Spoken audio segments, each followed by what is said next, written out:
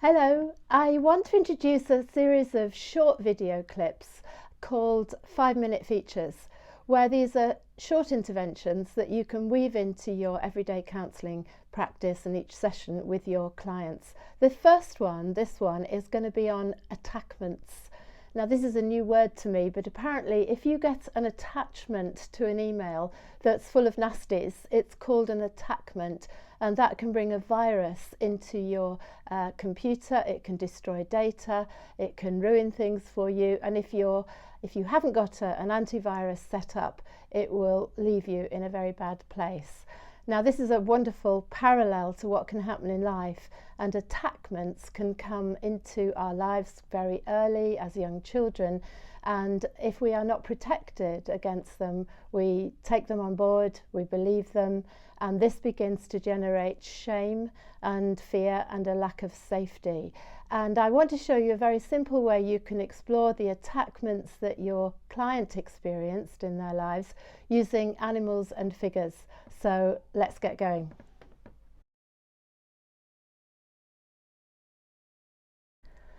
What I do first of all is ask clients to choose a character, a figure or an animal to represent themselves. I have quite a lot for sandtray work I do, and I chose this little princess for me, desperately wanting to be a good girl, but her worried expression is quite appropriate for the anxiety I held as a child. So why was I anxious? What were the attackments on my felt sense of security and my safety as a child?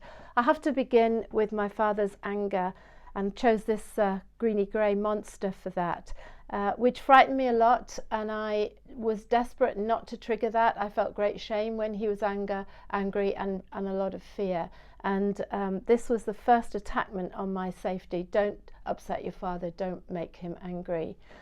Another feature of my early childhood was quite a fundamentalist church, which believed a lot that you go to hell if you're bad. That was the basic message I received. That wasn't quite what they were saying, but that's what I heard.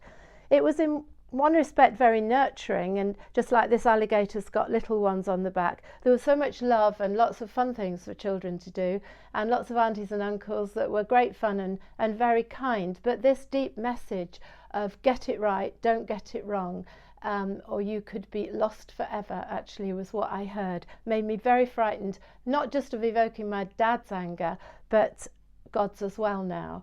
And although they presented God also, and I've chosen this owl as kind and loving, I saw him, as much else of life, through the filter of fear and the need to be good and to get it right, and the filter through which we see things is really, really important. There was another thing that generated feelings of being afraid in me, and again this grey, greeny, blue colour came through. I didn't choose them all to match, but somehow they chose me, is what we like to say.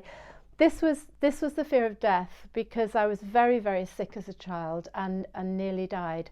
And so this also came in to unsettle me and make me feel insecure and anxious as a child.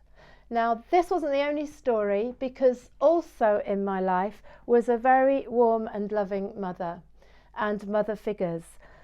And if I turn myself around to look through that filter of kindness and warmth and cuddles, I have a very different view of the world.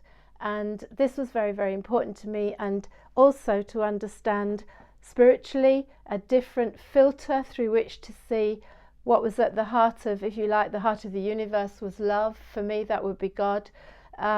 Was totally different from facing into this, and turning around brought a very different way of seeing life. Now, there was a further problem, however, that this was my safety, my safe place, but being ill brought in medical interventions that separated me from my mother's love.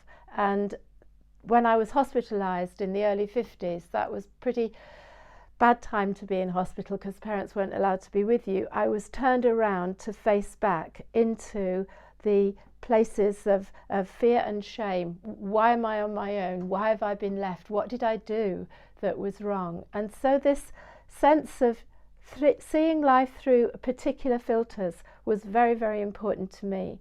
Now, when I did this work, I realised that I don't live out of this place anymore. I've had a lot of therapy, done a lot of work on myself, and actually I quite like doctors now. But what happens is when I do get fearful or my good girl self gets triggered, I face back into this place, and it can feel scary. And what I'm learning increasingly to do is to turn around and look into light and love and a healthy way of seeing the world. Now, after I'd done that bit of work, I did some more work on it. I'm going to move these figures around because I decided to take this further, that these define my past, that there were some things that were scary and there were some things that were very positive and very good.